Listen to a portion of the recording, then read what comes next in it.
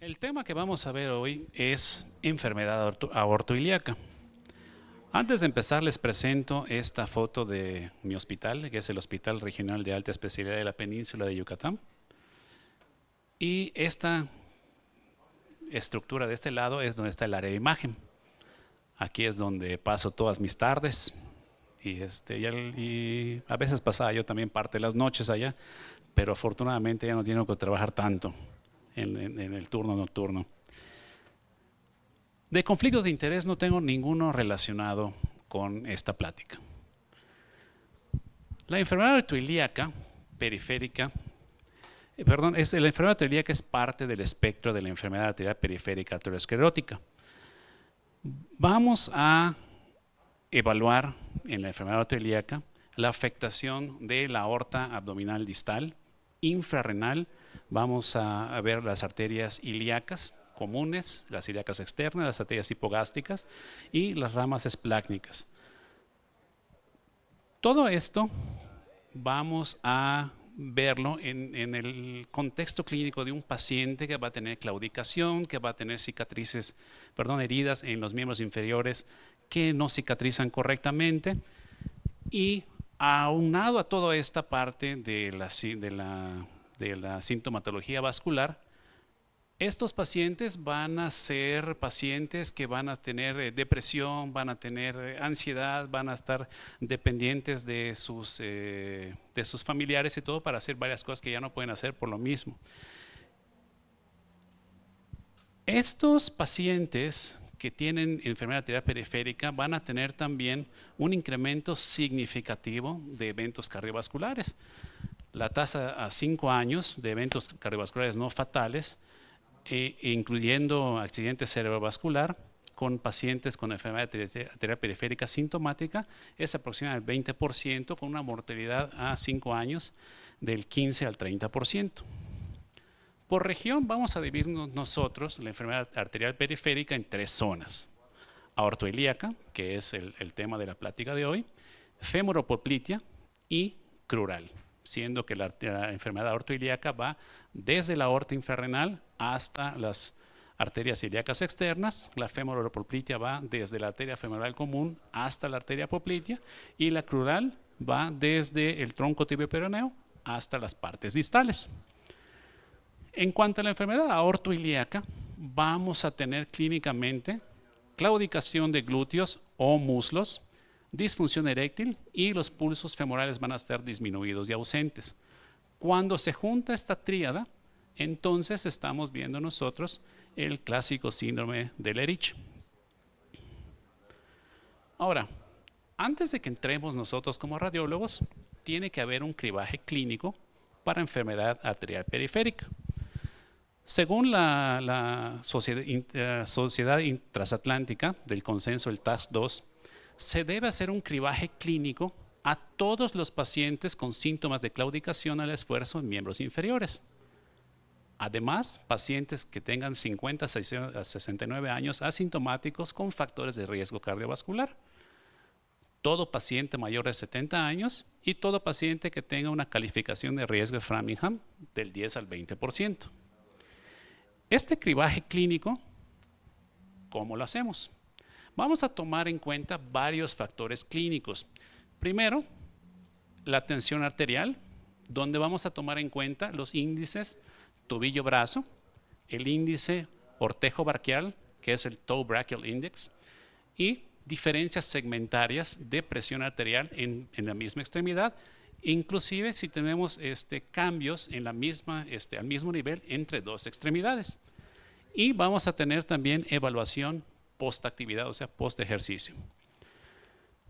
Otra herramienta clínica es la pletismografía.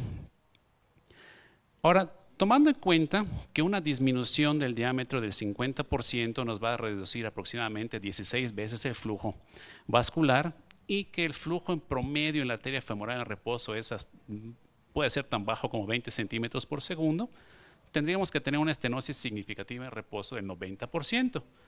Pero post ejercicio podemos incrementar el flujo a 150 centímetros por segundo, y aquí en estos casos La estenosis de 50% se vuelve ya muy significativa y nos empieza a dar síntomas. Por eso tenemos que clínicamente evaluar el paciente en reposo y postactividad. Este es un esquema de Sibley y et al.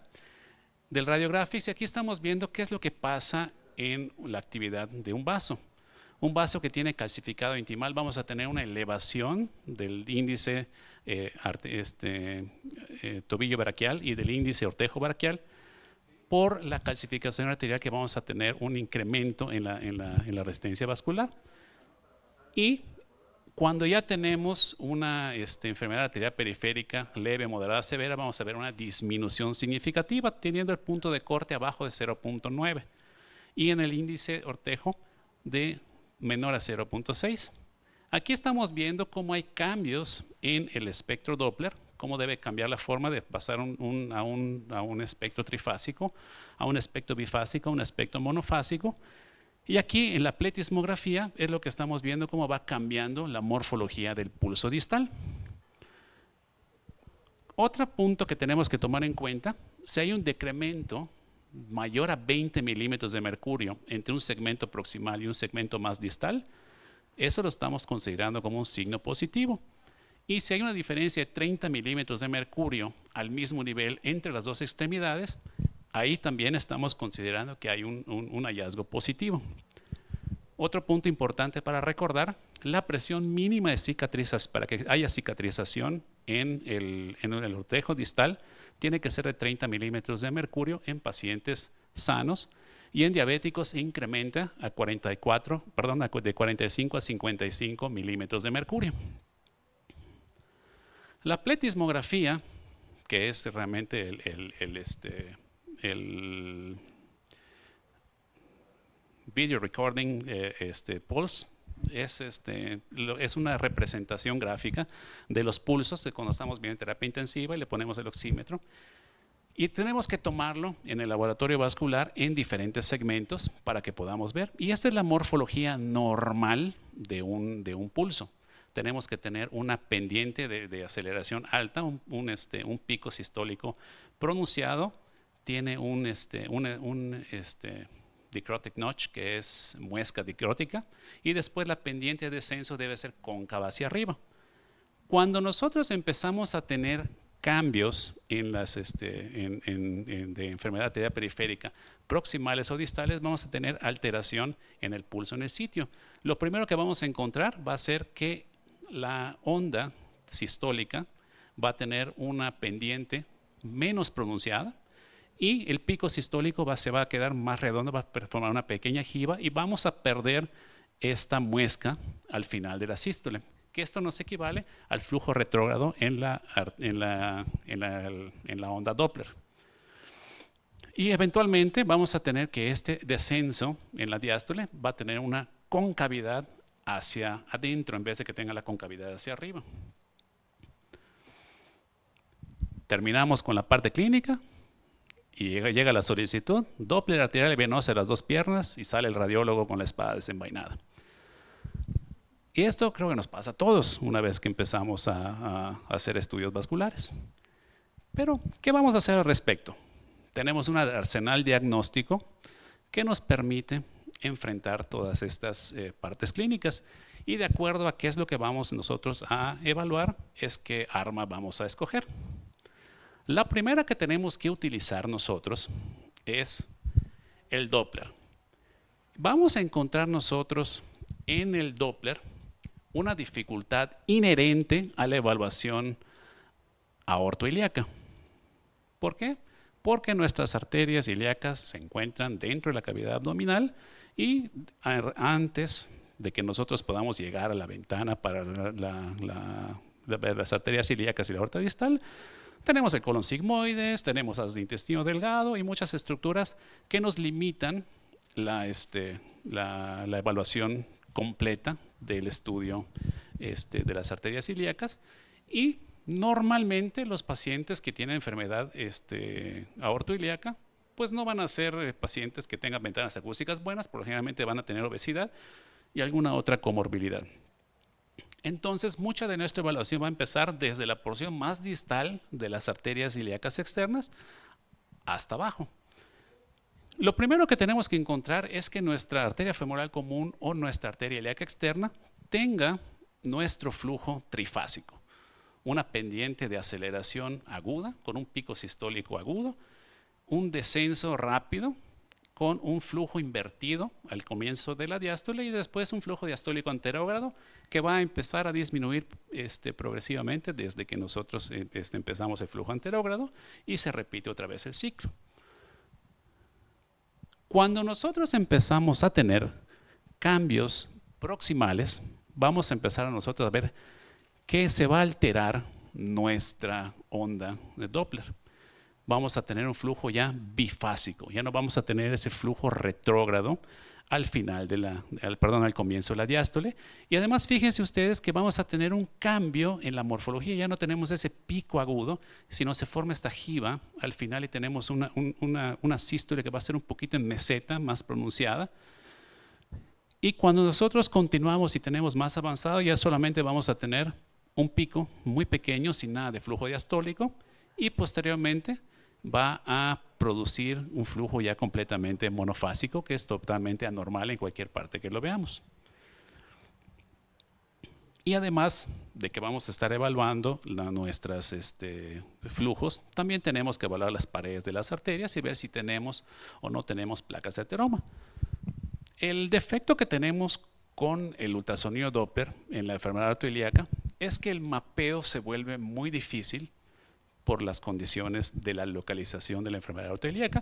Tenemos menos problema con lo que es la femoral superficial hasta antes de llegar al canal de Hunter. La arteria poplitea normalmente la vemos bien y es un volado, depende que también vamos a poder evaluar las tibiales anteriores, posteriores y las peroneas. De ahí vamos a pasar nosotros a nuestra angiotac, que yo creo que es la que mayormente vamos a utilizar nosotros en la enfermedad aortoilíaca. Vamos a necesitar un tomógrafo cuando menos de 16 detectores. Si tenemos de más, 64, 128 está mejor, pero mínimo para tener un estudio diagnóstico de buena calidad son 16.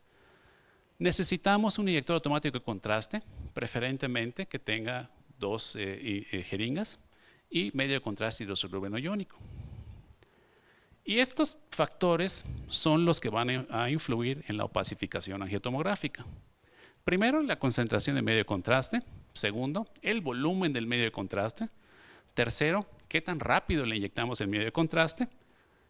En qué parte tenemos el sitio de acceso venoso. Si nosotros usamos un chaser de solución salina o no. Y además, qué técnica de retraso estamos utilizando en la adquisición y nuestra geometría de adquisición.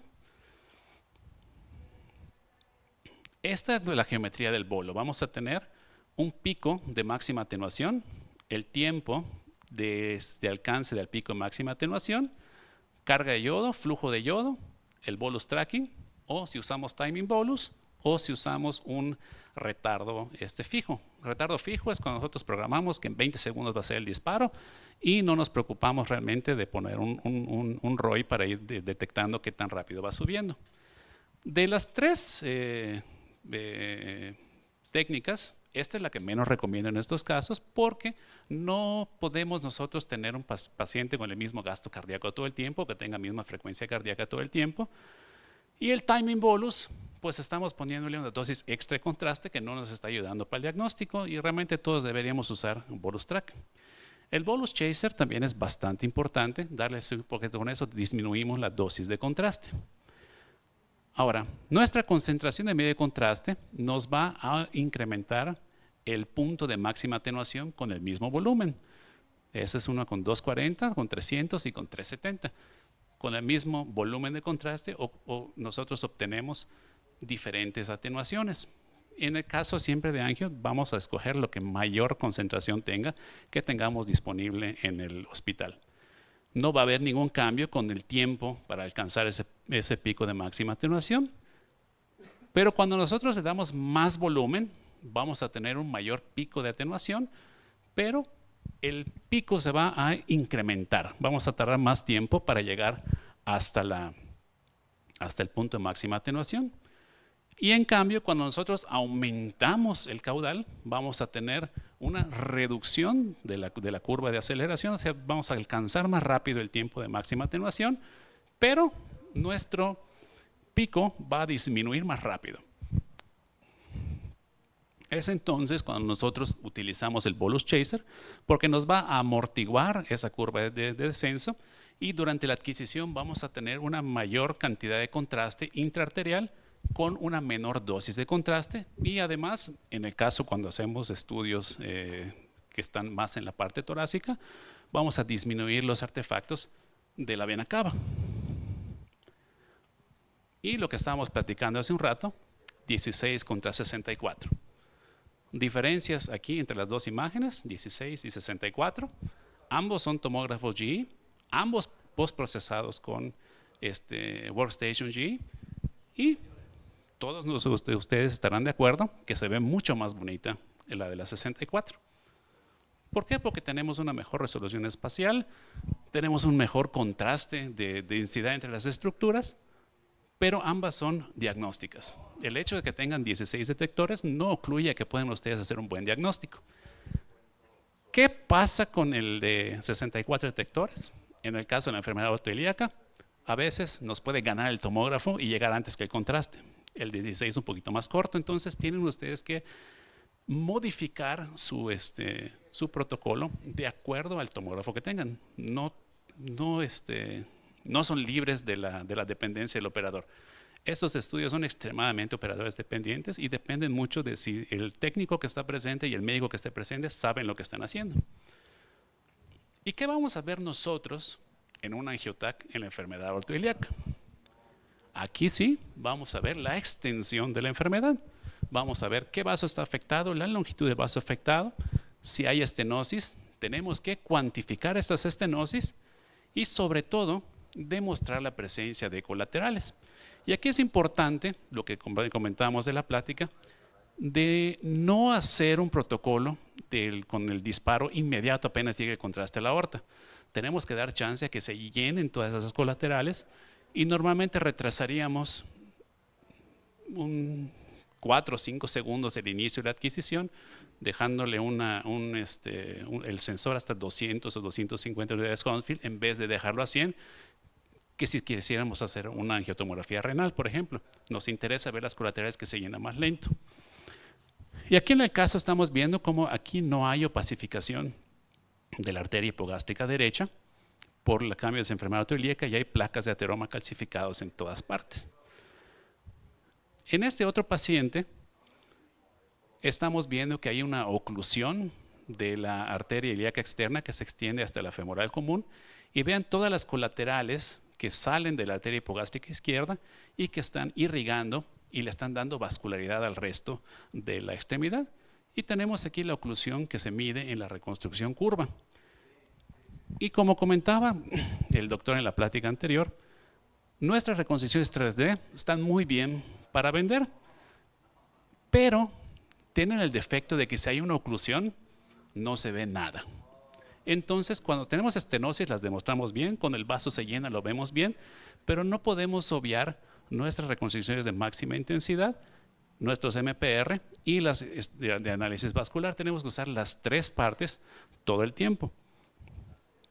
Y cuando vemos nosotros una estenosis, tenemos que medirla en el eje transverso perpendicular al eje largo del vaso para que veamos dónde está la estenosis, y preferentemente utilizar la técnica de estenosis de área, porque la estenosis por diámetro, si agarramos el diámetro equivocado, podemos subvaluarla o sobrevaluarla si estamos en el eje incorrecto. Las colaterales son importantes revisarlas, y cuando nosotros utilizamos angioresonancia tenemos prácticamente los mismos hallazgos que con un angiotac en la parte de vascularidad. El detalle, tenemos que usar gadolinium, tenemos una muy baja disponibilidad de resonancia magnética para este tipo de estudios comparado con TAC. y es bastante más costoso. Realmente nosotros con el grupo hacemos muy pocos estudios de resonancia, solamente cuando son solicitados por el angiólogo por alguna otra razón. Y no es algo que utilizamos nosotros en la práctica normal. Casi siempre todos estamos haciendo Doppler y angiotomografía. Esto es lo que tenemos ahorita disponible. ¿Qué es lo que está viniendo? Ustedes ya conocen ahorita el ultrasonido contrastado, contraste por ultrasonido, el Sonoview, todos los avances que están yendo para el diagnóstico de tumores hepáticos, tumores renales. Ahorita están trabajando desde hace ya varios años en lo que es ultrasonido de alta frecuencia, pero o sea, no alta frecuencia del transductor, sino alta frecuencia de adquisición de cuadros de imagen. Y con velocimetría por imagen de partículas muy similar a los estudios de fase de resonancia magnética. Y esto es lo que están obteniendo. Con el uso de contraste podemos ver ya cómo se está comportando el flujo dentro de la arteria. Podemos ver dónde están los sitios estenóticos reales, dónde están los sitios de vórtice. Y esto es sumamente importante porque ya podemos nosotros tener una evaluación para el riesgo de que podamos tener algún sitio de trombosis, algún sitio de embolismo. El problema que están encontrando ellos es que el índice mecánico para evaluar con ultrasonido se está consumiendo las burbujas y no es 100% reproducible. Todavía no han logrado hacer un producto que pueda ser utilizado clínicamente por nosotros, pero yo espero que en algunos años ya estemos viendo en la RCNA y en la Sociedad Europea avances ya para que tengamos una aplicación clínica de esto. Y tenemos una visualización excelente de los sitios estenóticos, cómo se incrementa completamente la aceleración, vemos flujo retrógrado, que normalmente nos lo imaginamos cuando vemos el espectro Doppler por ver pérdida de la ventana Doppler, porque estamos viendo flujo turbulento, que estamos asumiendo que es turbulento, pero aquí estamos viendo la turbulencia realmente dónde está y cómo está. Hay unos avances también en resonancia magnética para la detección de vórtices, pero se han enfocado ellos mucho más a lo que es el callado aórtico y los aneurismas aórticos. No ha habido tanto trabajo sobre la parte de la enfermedad aortoiliaca. En resumen, no tenemos un método único para evaluar enfermedad aortoiliaca. Tenemos que tener comunicación constante con nuestros referentes, con la parte clínica, para ver qué estudio vamos a hacer. El Doppler arterial de las dos piernas, pues a veces sí lo tenemos que hacer, porque podemos tener enfermedad bilateral. Y la tomografía no es la panacea ni el único, porque no tenemos una forma de evaluar flujo, es una imagen estática de lo que está pasando ahí, que tenemos el Doppler en una evaluación más dinámica. Les regalo el atardecer del Día de Muertos que hubo así en Mérida justo antes de venir para acá, y este es mi hospital en la noche cuando ya me estoy yendo, se ve más bonito. Muchas gracias.